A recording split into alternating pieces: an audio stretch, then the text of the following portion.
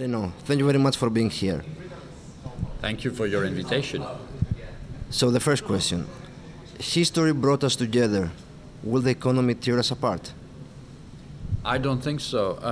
Of course, the story remains to be written, but I would argue that if you look at developments of the last 2-3 years, you see very clearly that European countries, which were not at all prepared to face a crisis of that magnitude, somehow did manage to get their act together. Now, there are good reasons not to be entirely happy with what they did, and I appreciate that in a country like Greece there's much suffering, but we should also realize that it was far from obvious for the European Union to come together with a coordinated response. We may discuss, I repeat, the quality of that response, but coordinated it was.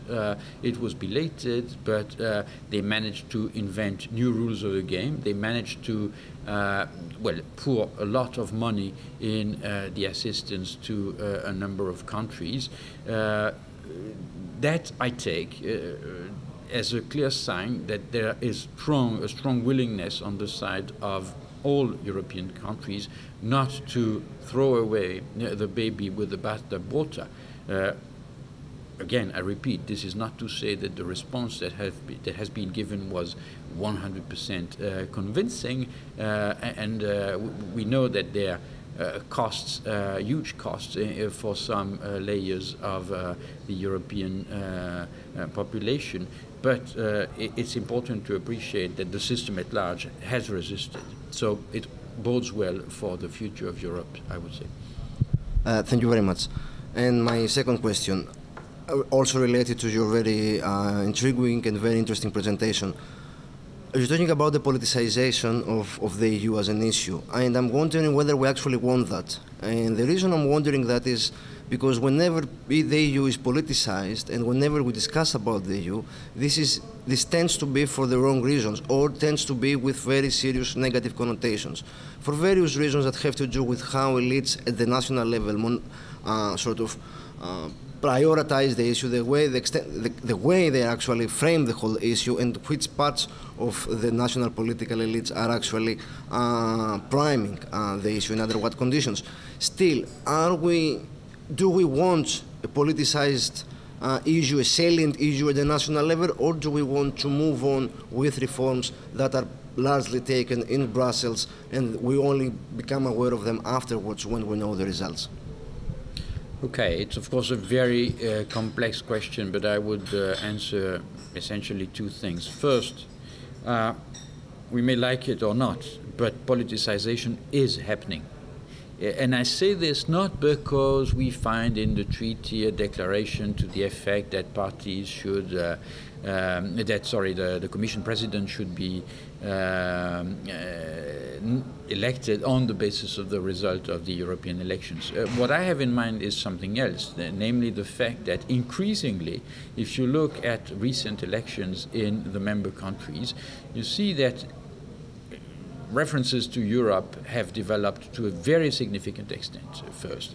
And second, that those issues that are most important in the eyes of both candidates and voters tend to be policy issues in which the, let's say, the imprint of the European Union is quite strong. You can't talk about the economy these days in any European country without discussing what the European Union forces member states to do. So I would argue that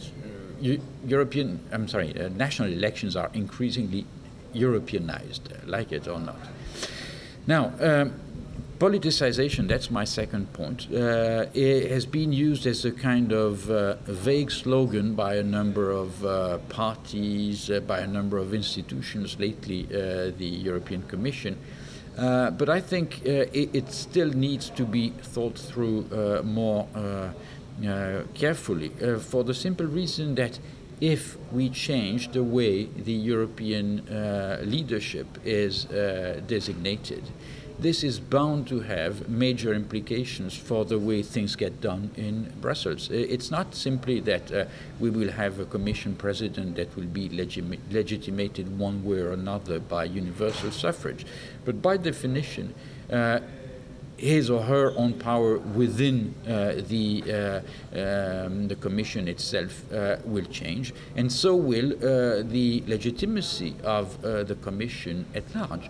This may be seen as a very positive development because there would be a connection with the voters' choices, but if this is to be meaningful, then the role of the Commission has to be revisited completely. It can't be anymore a kind of neutral empire as it's been decided to be initially according to the EC treaty. It can't simply, let's say, limit itself to some kind of control of what member countries do in important policies. It must be in a position to deliver benefits to the voters that have somehow elected it, and that's quite a different ballgame. That would really require the European treaties to be completely revisited, and I think none of those who advocate politicization for the time being has really anticipated a change of that magnitude.